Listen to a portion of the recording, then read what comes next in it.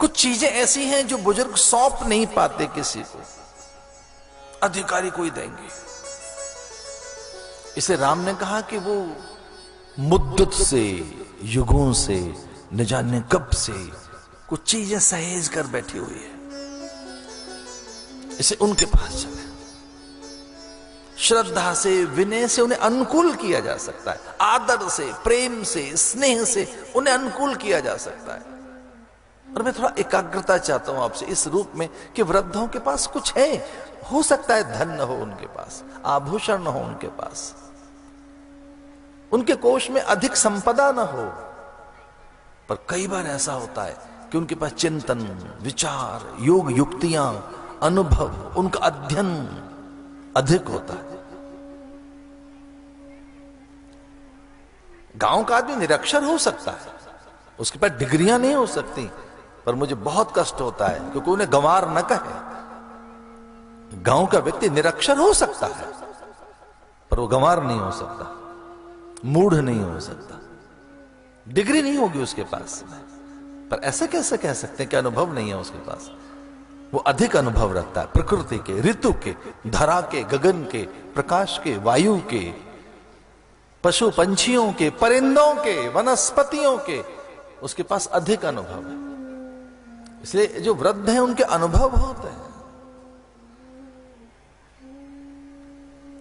तो एक ग्राह्यता राम का एक पक्ष में देख रहा हूं कि वो जगह जगह जाते हैं और उनमें ग्राह्यता, एक ग्रहण करने की, संग्रहण करने की क्षमता बढ़ाइए कि जहां अध्ययन है, चिंतन है, विचार है, ज्ञान है, समाधान है, वैराग्य है, उच्चतम जिनके पास में विद्या है उनके निकट जाएं, कभी उनका भी संग करें, कभी उनके पास भी बैठे एक अध्ययन के लिए। जैसे जब वो अनसुईया के आश्रम में गए, अनसुईया के चरणों में गिर पड़ी सीता, अनसुईया के पद गई सीता, उनके चरणों में गिर पड़ी सीता। और एक दो ध्रुव देखिए कि अत्रि उनको प्रणाम कर रहे हैं, चरणों में शीश नवा दिया। अत्रि ने कहा कि मेरी बुद्धि मानने को तैयार नहीं। हे ठाकुर, मेरी बुद्धि कभी नहीं मान सकती कि आप दशरथ कुमार हैं, मेरे द्वार पर ब्रह्म आया है, मेरे द्वार पर ईश्वर आया है, मेरे द्वार पर एक नित्य विद्यमान सत्ता आई है, मैं युगों युगों से जानता हूं।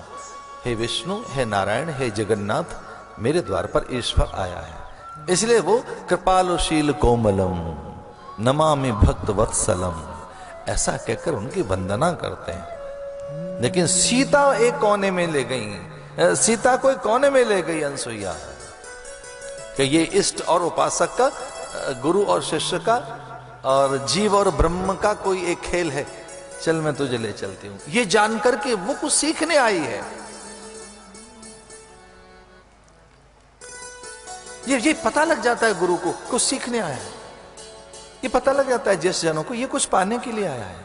इसके प्रणाम औपचारिकताएं नहीं है, इसके प्रणाम में परंपरा की पूर्ति नहीं है, इसके प्रणाम स्वाभाविक हैं। अति रही है हमारे ग्रंथों में, अति। एक कोई राजा गाड़ीवन से सीखने चला गया, एक राजा रैक्व, वो अपनी पत्नी से कहता है कि एक संतुष्टि, आनंद, आमोद विनोद, प्रमोद, आह्लाद है जीवन में, सब कुछ है जीवन में, लेकिन फिर भी एक ऐसी अवस्था है जिसमें अभाव रहता है। किससे पूछे?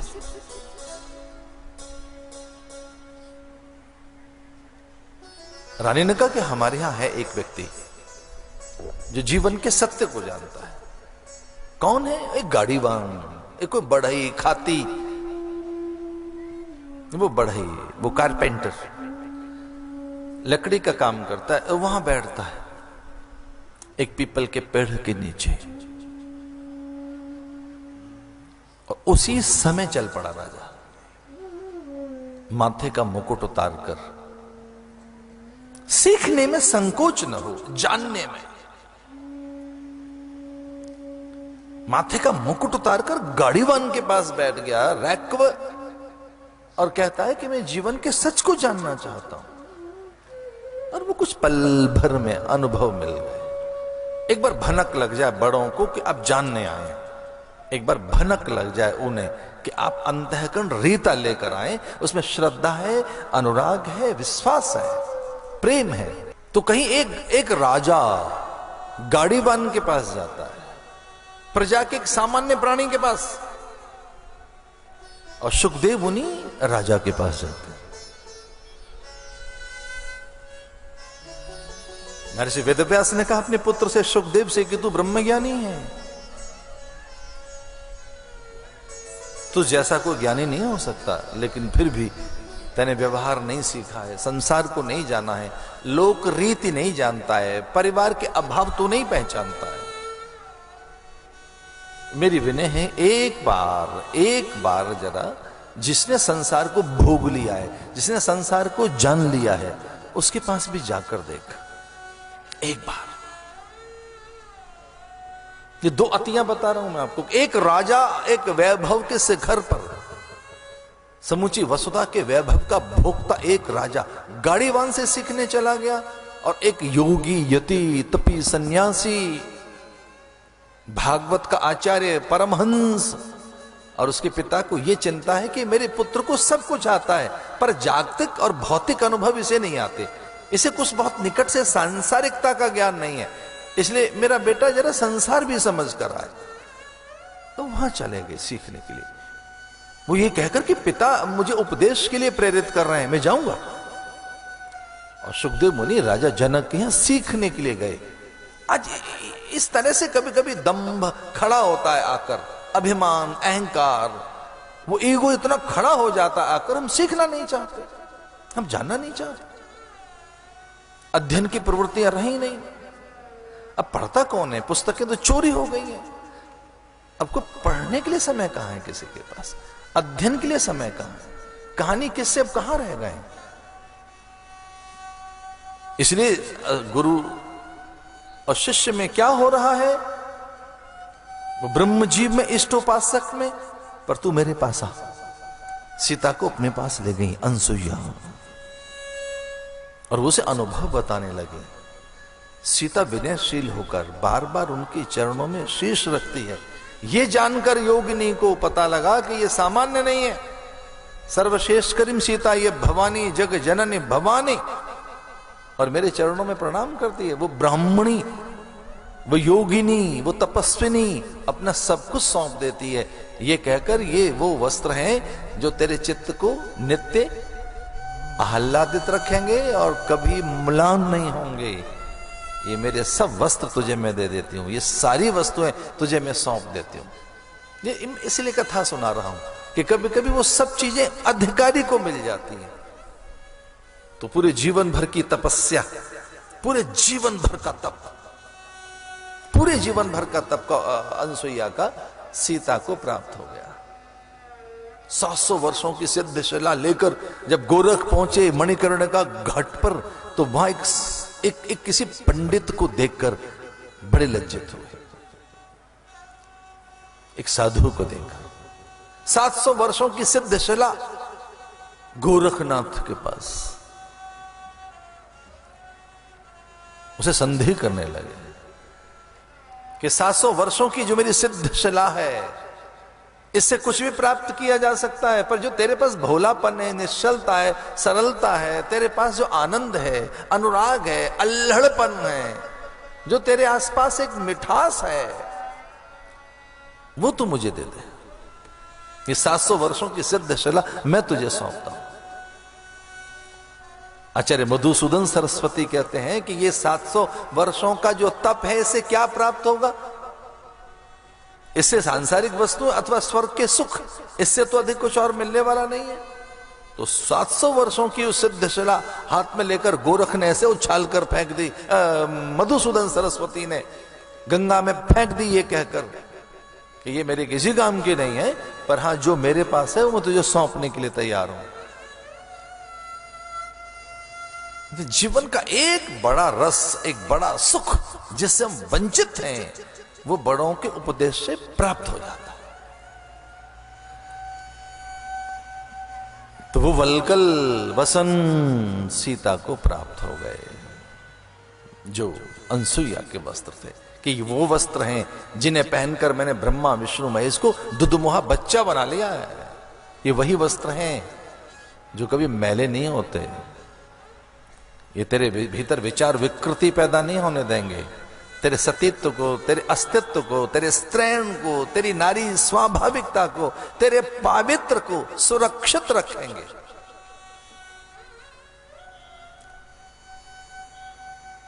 नारी कई बार क्षमाशील होती है, उस जैसी क्षमा, उस जैसा धैर्य किसी के पास नहीं। पुरुष तो उसके पासंग नहीं है जितना नारी धैर्यवान है, जितना नारी शीलवान है। नारी जिस ढंग से धीरज रख सकती है, पुरुष उसके नहीं पास। लेकिन जब उसके शील और चरित्र पर आ जाए तब वो शायद फिर बड़ी विकराल भी हो जाती है। उस जैसा फिर दुस्साहस किसी में नहीं। खंग मंग पाश भेरी भिंदी पाल लेकर, और फिर वो शायद चंड मुंड सुम निसुम धूम्र लोचन और रक्त बीज के वध के लिए तैयार हो जाती है, जब देवताओं का तेज शिथिल हो जाता है। मेरा कहने का अर्थ यह है कि उपदेश में से कुछ मिलता है, मिलता उनको जो अधिकारी हैं वो उनको सौंप देते हैं। जीवन के बड़े अनुभव उपदेश के माध्यम से दिए जाते हैं, और वो कोई एक विधा है। श्रद्धावान लभते ज्ञानम, ज्ञानम लब्धाम परम शांति। श्रद्धावान लभते ज्ञानम, जो श्रद्धावान है वही ज्ञान का अधिकारी है। ज्ञानम लब्धाम परम शांति।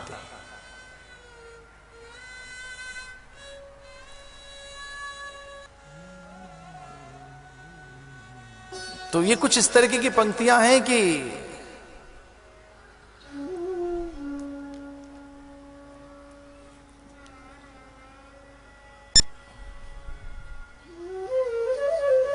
कभी किसी के सोचने से भी सुख मिलता है। पदार्थ की प्राप्ति, उसका रक्षण, संवर्धन, संग्रहण एक चीज हो सकती है, पर कभी उसका स्मरण बड़ी चीज हो सकती है।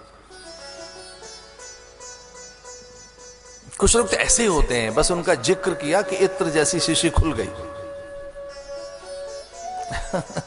कि जैसे उनका जिक्र मानो इत्र फिर जैसे मानो इत्र किसी शीशी खुल गई।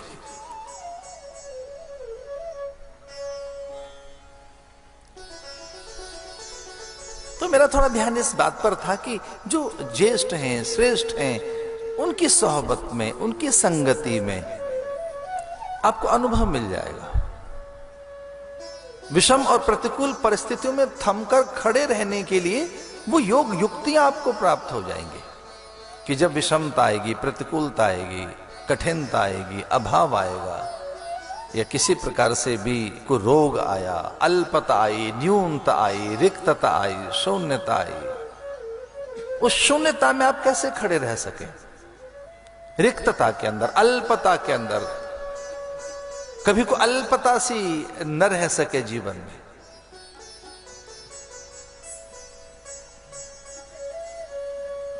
फिर वो स्त्री के स्वभाव की चर्चा करती है कि वो कैसी हो स्त्री जो बड़ा गुण है।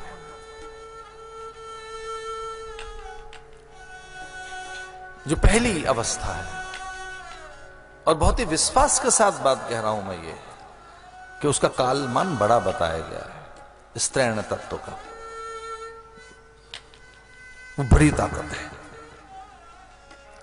तुम स्त्री पवना से तुम कुमार उतवा कुमारी। वेद ने कहा कि कौन हो सकता है ब्रह्म, ईश्वर कौन हो सकता है?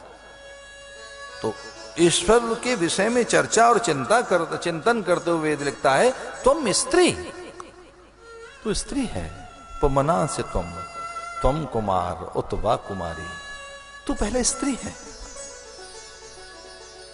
इसलिए पुरुष आए थे, पुरुष वो धारण करता है गर्भ, नाभि कमल से ब्रह्मा, तो जो गर्भ धारण करे वो कौन है? इसे विष्णु भी स्त्री, तुम स्त्री। और हमारे यहां तो अर्धनर नारीश्वर की कल्पना की गई है कि वो आधा नर है, आधी नारी है, वो कामेश्वर। और कहीं शाक्त ग्रंथों में चले जाएं तो ऐसा बताया कि वो उसके नख से उत्पन्न होने वाले सारे जीव, इसे नारी धर्म कैसा हो, वो अधिक धैर्य हो, सहनशीलता हो, बट ना हो, द्वैत ना हो, कभी ना द्वैत। सीता धन्य हो गई। अब वो मना नहीं करती हैं कि मैं आभूषण नहीं पहनूंगी। आभूषणों से लाद दिया सीता को, माथे पर बिंदी रख दी, मांग में अपने से और सिंदूर गाढ़ा सा, सुंदर वस्त्र प्रदान कर दिए। दो अतियां, अत्रि चरणों में बैठे हैं राम के, राम की भार्या सीता उनके चरणों में बैठे। एक कंटेंट है, सब कुछ मिल गया, एक को कुछ नहीं चाहिए, एक तृप्त है, इसलिए वो आराधना कर रहा है। सीता विपत्ति में जा सकती है, इसे सीता को और बल चाहिए, अधिक बल चाहिए। ऐसे ये कथा कभी जब मेरे सामने आकर खड़ी होती है तो इसमें से एक ही चीज निकल कर आती है कि ज्येष्ठ जनों के पास मौन श्रेयस्कर है। जब ज्येष्ठ जनों के पास रहें, विद्वानों के पास रहें, अपने से जो अधिक ज्ञानी हैं, शीलवान हैं, मेधावी हैं, जो अधिक बुजुर्ग हैं, उनके पास बैठकर सुने, वहां से सुने।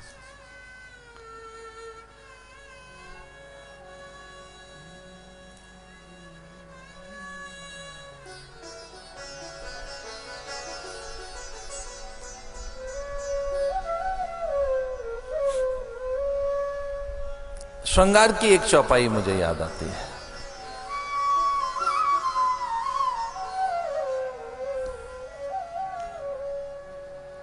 एक बार चुनी कुसुम सुहाए, एक बार चुन कुसुम सुहाए, एक बार चुन कुसुम सुहाए, निज कर भूषण राम बनाए, निज कर भूषण राम बनाए, निज कर भूषण राम बनाए।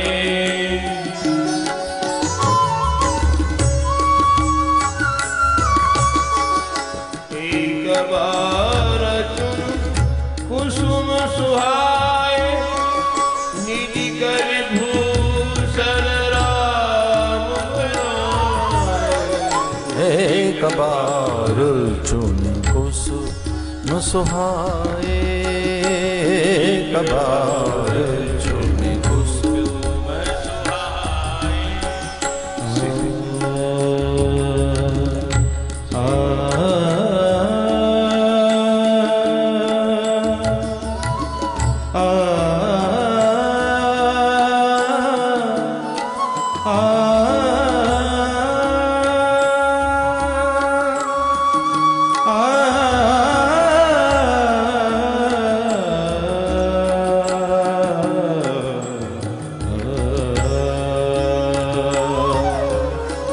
बार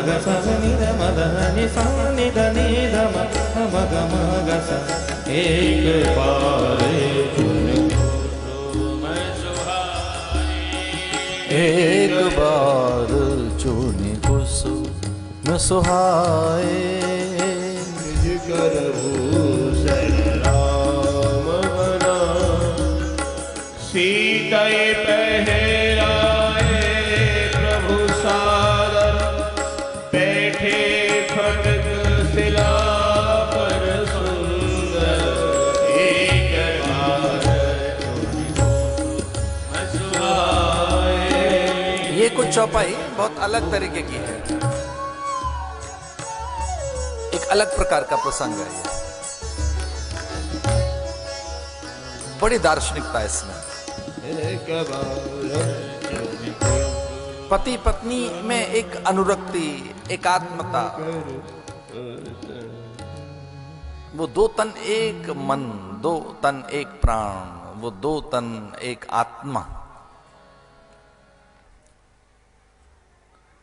बहुत मर्यादा में रहने वाले राम का एक पक्ष ये भी देखो जरा कथा में। वो कितना दुनियावी, कितना मायावी, कितना मानुषी, कितना सामान्य, वो कितना सहज। एक ब्रह्म का सरलीकरण देखिए आप, एक संबंधों में आदर देखिए, एक उपहार पुरस्कार, एक दूसरे के सम्मान की प्रवृत्ति देखिए। कुछ राम का एक लौकिक और एक मानुषीय, एक मानवीय स्वभाव देखें जरा। और उसके मूल में वो सीता का परीक्षण भी कर रहा है।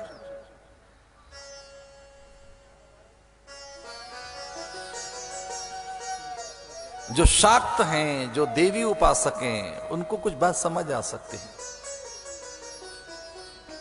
जितना अधिक आदर स्त्री करती है पुरुष का, पुरुष भी आदर करे। वो दोयम दर्जे की नहीं है कि वो चरणी बस दबाती रहेगी, कि वो चरणों की दासी रहेगी, कि बस केवल हाथी जोड़ती रहेगी, बस वो प्रदक्षिणा ही करती रहेगी।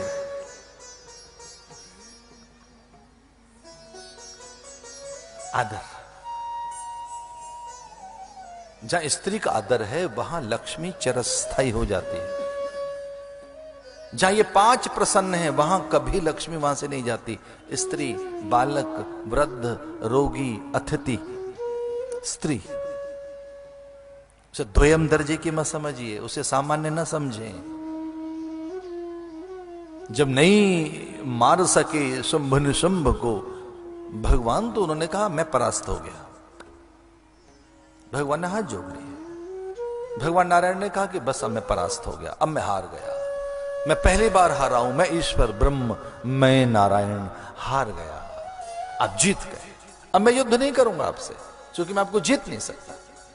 शुंभ निशुंभ से कहा कि मैं आपको कभी नहीं जीत पाऊंगा, मैं आपकी उपासना कर लेना चाहता हूं, मैं जरा थोड़ा प्रणाम कर लूं, आपके चरण छू लूं। तो वो उन्मादी हो गए, अभिमानी बन गए। शुंभ निशुंभ ने कहा अच्छा अब आप हमारी पूजा करना चाहते हैं तो चलो वरदान मांग लो, क्या मांगना चाहते हो? तो भगवान ने कहा कि वरदान में बस मैं तो एक ही चीज मांगूंगा, क्या मरेंगे कैसे ये बताइए। मरेंगे कैसे, किससे मरोगे? एक नन्ही सी बालिका उस समय वहां फूल चुनने लगी, कुछ कुछ फूल पाती दूरवा, कि यहां कौन है ऐसा जो आपको मार सके। तो वो शुंभ निशुंभ कहते हैं कि हाँ, अगर मान लो हम कभी मरे तो हमें नारी मार सकती है, स्त्री मार सकती है, इसमें कोई बल नहीं है, बड़ी दुर्बल है, ये बड़ी निर्बल है। कन्या हमें मार सकती है, स्त्री से मर जाएंगे हम, उसमें क्या बल है? नारी से मर सकते हैं। इसे शुंभ निशुंभ, महिषासुर, धूम्रलोचन, भंडासुर, जितने असुर हैं वो दैत्य नारी से, उनका वध हुआ। जब ब्रह्म कमंडलू का तेज क्षीण हो गया, जब यम वरुण की पाश शिथिल हो गई, विष्णु का चक्र काम नहीं करता, शिव के त्रिशूल में कहीं तेज नहीं रहता, तब वो खंग बंग पाश भेरी भिंदी पाल लेकर निकलती है दुर्गा। इसे ध्यान रहे, स्त्री का आदर जरूर हो। तो भगवान को लगा कि इनके मन में आभूषण के लिए प्रेम है क्या, वस्तुओं के प्रति मोह है क्या, को आसक्ति है क्या। इसे वो सुंदर से पुष्प चुनकर, हमारी संस्कृति की एक ही पहचान है, नर नारी एक समान, ये भारत की संस्कृति की पहचान है।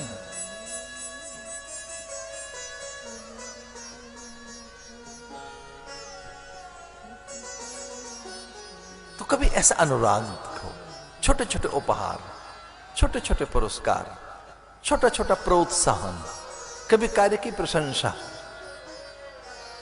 ये छोटी छोटी योग युक्तियां हैं। एक कोई हमें बहन मिली थी कुछ साल पहले, वो पता नहीं किस ढंग का काम कर रही थी। उन्होंने मुझे बताया कि मैं सर्वे कर रही हूं और भारत की महिलाओं के पास जा जाकर पूछ रही हूं कि वो करती क्या है, इस पर मेरा कोई कार्य है, थीसिस लिखी उन्होंने। कुछ महिलाओं से पूछा हो क्या करती हो, तो उन्होंने कहा मैं चिकित्सक हूं, शिक्षक हूं। एक ने कहा कि मैं कोई लिपिक हूं, साइंटिस्ट हूं, डॉक्टर हूं। पर अधिकांश बहनें कहती हैं कि मैं कुछ नहीं करती, हम तो घर में रहते हैं, हमारे पति काम करते हैं, मैं कुछ नहीं करती, मैं कुछ नहीं करते। मेरे पति शिक्षक हैं, वो डॉक्टर हैं, वो इंजीनियर हैं, किसान हैं। आप क्या करते हैं? हम तो कुछ नहीं करते, हम तो घर में रहते हैं, हम कुछ नहीं करते। एक बड़ा अध्ययन करने के बाद उन्होंने बताया कि अपना सब कुछ सौंप देने के बाद भी वो कहते हम कुछ नहीं करते।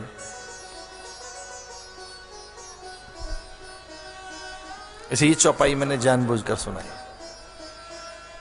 कि राम को भी एक बार ऐसा लगा कि उपहार में क्या दें। वो फूल चुनकर दे देते हैं, उन्हें फल दे देते हैं चुनकर, उनकी प्रशंसा कर देते हैं कि मेरे बड़े कार्य में सिद्धि हे सीते आपके द्वारा होगी, क्योंकि वो बड़ी लीला करने जा रहा है। और युग्म के बिना, युगल के बिना यहां लीला होती नहीं। मुझे हृदय से क्षमा कर देना, आप सारी स्त्रियां मिलकर, अकेली स्त्रियां मिलकर संतान पैदा नहीं कर सकते। सारी नारी शक्ति वो कितनी महान क्यों न हो, और सारे पुरुष मिलकर सृष्टि का निर्माण नहीं कर सकते। सृष्टि का जो निर्माण है उसमें एक संतुलन है, उसमें दो तत्व चाहिए एक कार्य की सिद्धि के लिए। इस धरती पर योगी, गुणी, तपस्वी, ज्ञानी, ब्रह्मचारी, महात्मा, वीतराग, तीर्थंकर, अरहंत, बुद्ध, अवतार, वो जो भी रहे हों, बड़े से बड़े, उन्हें गर्भ चाहिए, उनको कोई एक मां चाहिए। बिना मां के तीर्थंकर इस धरती पर नहीं आया, बिना मां के बुद्ध इस धरती पर नहीं आया, बिना मां के रामकृष्ण इस धरती पर नहीं आए, बिना मां के यहां वामन नहीं आया धरती पर। बिना मां के गर्भ चाहिए धरती पर। इसे तत्व में समानता रहे, तत्व में संतुलन रहे, तत्व में एक दूसरे का आदर रहे। ये सीखने की बात है कि उसका आदर हो।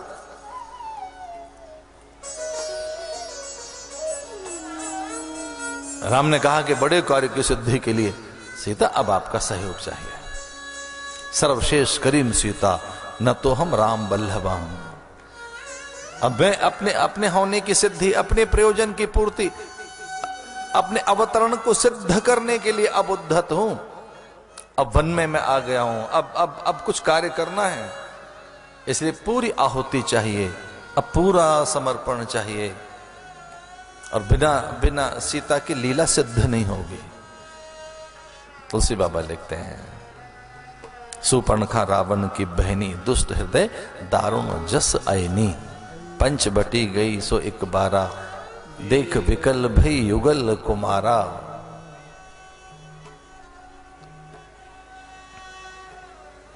सुपर्णखा रावण की बहिनी, दुष्ट हृदय दारुण जस आईनी। हमारे पास कुछ न हो दूसरों को देने के लिए, न आदर, न संवेदनाएं, न सहयोग, न प्रणाम, न वस्तुएं, तो कितना पत्थर जैसा हमारा जीवन है कि हम कुछ न दे पाए। इसे देख विकल भई युगल कुमारा। तुलसीदास जी लिखते हैं कि दोनों पर आसक्त हुई वो। ये निशाचरी प्रवृत्ति है कि किसे छीन लें, सब रख लें। दो प्रवृत्तियां बताई गई हैं, एक असुर प्रवृत्ति और एक सुर प्रवृत्ति, एक बीच की भी है। भागवत में उसका भी उल्लेख है, सप्तम स्कंध में। वो मानवीय प्रकृति है। 3 वासनाओं का उल्लेख है, एक देव वासना है, एक दैत्य वासना है और एक मानवीय वासना।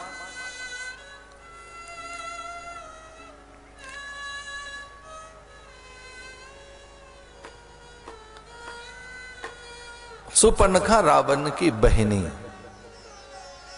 विवाहित स्त्री और किसी पर पुरुष पर आसक्त हो, ये तो नैसाचरी प्रवृत्ति हो सकती है, राक्षसी प्रवृत्ति हो सकती है।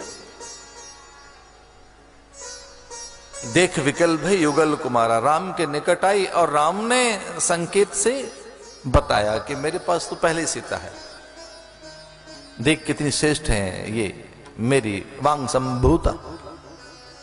राम ने संकेत किया लक्ष्मण की ओर जा। इसका अर्थ ये नहीं कि लक्ष्मण की बन जा, इसका अर्थ है कि लक्ष्मण बताएंगे कि मेरे पास तक आने का साधन क्या हो, कौन से व्रत किए जाएं, क्या उपवास किया जाए, कैसा अंतःकरण हो, जीवन कैसा हो।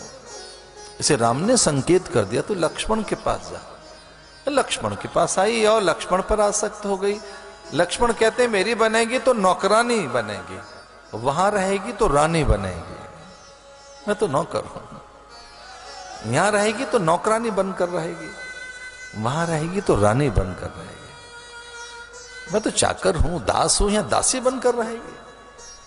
मैं तो दास हूं, दासी बनकर रहेगी। मैं तो चाकर हूं, चाकरी करेगी। हम तो किंकर हैं, किंकरी बनेंगे। मैं तो अनुगत हूं, पहले से ही समर्पित हूं। तो लक्ष्मण ये भी चाहता है कि देखें ये साधन करना चाहती है तो साधन तो कर नहीं पाएगी, व्रत कर नहीं पाएगी। जगा हुआ व्यक्ति चाहिए राम के पास। तो आप कल्पना करके देखिए, एक जगा हुआ प्राणी उसके पास रह सकता है। सीता को कभी निद्रा नहीं आई, सीता समाधि में रहती थी, सीता के कभी पलक नहीं झपके। ये गौर से सुनने की बात है। और वो एक पल के लिए सोया नहीं। लक्ष्मण, राम के पास ऐसे कोई रह सकता है क्या?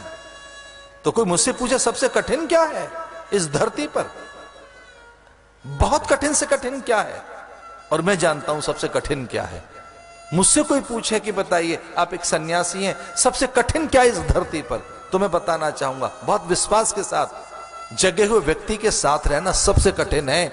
Living with master, it's very hard. Living with the great गुरु। कोई मुझसे पूछे कि सबसे कठिन क्या है, तो जगे हुए प्राणी के पास रहना सबसे कठिन है, जो सावधान है, सजग है, चौकन्ना है, उसके पास रहना बहुत कठिन है। इसे कोई मुझसे पूछे सबसे कठिन क्या है, तो गुरु के पास रहना सबसे कठिन है, सबसे कठिन है। उनके पास नहीं जिन्होंने ऐसे लाल बाना पहन लिया है। ना ना ना ना, मैं गुरु की बात कर रहा हूं। वो बिना लाल बाने के भी गुरु हो सकता है।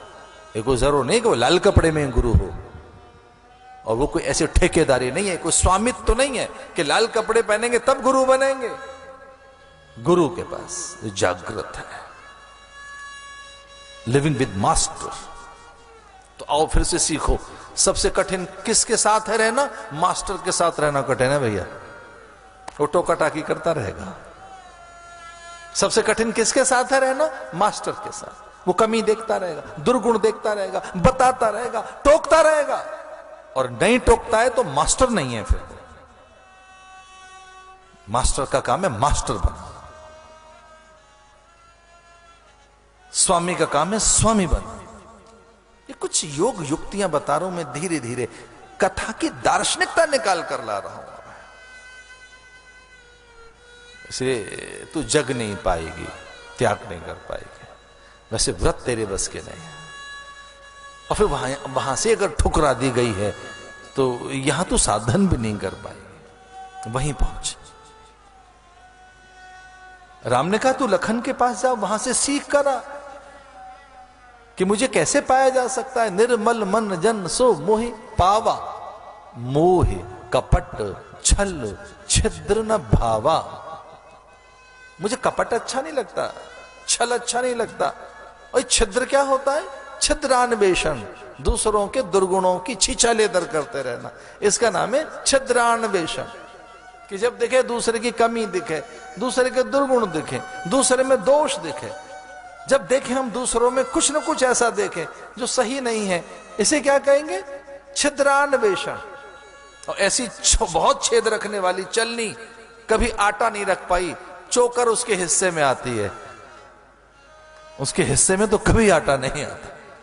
जिनमें हजार छेद हैं ऐसी चलनी में, और जब वो हिलती है तो सच मानिए सार सार निकाल देती है, थोता थोता रखती है। एक छेद नहीं है सूप में, पर अपने ढंग से हिलता है, थोता थोता बाहर निकाल देता है और सार सार को अपने पास रख लेता है।